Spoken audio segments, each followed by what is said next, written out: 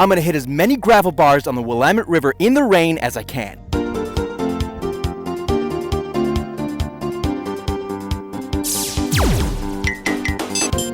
Pretty cool. So here we are rockhounding on the Willamette River in Oregon, one of the best places to find agates, carnelian, and other kinds of semi-precious gems.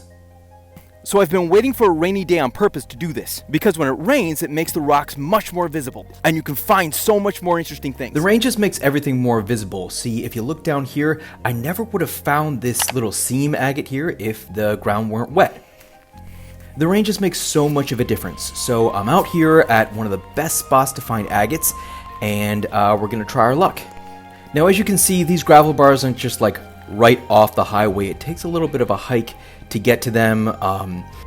It even takes a little bit of a swim sometimes. Whenever I'm out here on the river, I'm always in my sandals and a bathing suit. And the way that I find gravel bars is really easy. I go onto Google Maps and I click on satellite mode and I look for these. You see where like the river bends and the rocks kind of gather up? That's called the gravel bar. And it's usually a really great spot to find agates. Now, the one downside is that a lot of these gravel bars are not off of public land, like the coast is owned by farmers or something, so they're inaccessible. So you gotta find something that has public access, or you gotta be able to swim or kayak to it. Right here we got this nice huge chunk of jasper. I'm gonna zoom in on it. See, we got some nice patterns right there. Some nice black on red. We even got a little chalcedony running through there. I'm also finding some green jasper here, but I get really lucky when I look down and I spot this. Look at that. That is a huge baseball size half of a geode. Wow, that's what we came for. And I wouldn't have found this thing unless I saw it in the rain. By the way, if you enjoyed this kind of content, feel free to like and subscribe. Okay, now I'm at the next gravel bar, just a couple miles down the road. If you're gonna do this, it's best if you kind of pick a bunch of gravel bars that are close together. So here I'm finding some yellow jasper with veins of calcite, some small little fragments of white agate right here with some nice banding patterns and quartz in the middle. Nothing like the piece that we found at the other place, but I am finding this right here. You see this? This is petrified wood. You can really tell how smooth it is, and with all the bark lines on it right there. Can you see that? The grain pattern of the wood?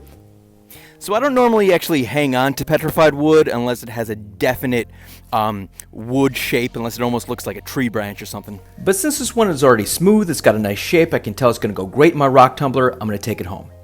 More of these small little white agate pebbles just all over the place. Again, nothing as huge as that first one we found, so it was time to get in my car and maybe go to the next gravel bar. Gravel bar number 3. And again, all I'm doing here is just following the river. You can tell that I'm just looking for the next gravel bar, the next little beach right here that looks like a public landing. And down the way, that looks like a nice gravel bar. However, once I arrive, you can see that the sun has now come out, so I can kiss that extra visibility boost goodbye. That's okay, let's see what we can find. Now, off the bat, I'm finding a lot of this really matte-colored red jasper. Every gravel bar has its own personality. We weren't finding this stuff down the road, but we're finding it here. That's pretty neat.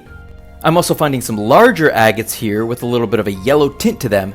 But the real prize of the day comes when I look down and I see this. Can you see it?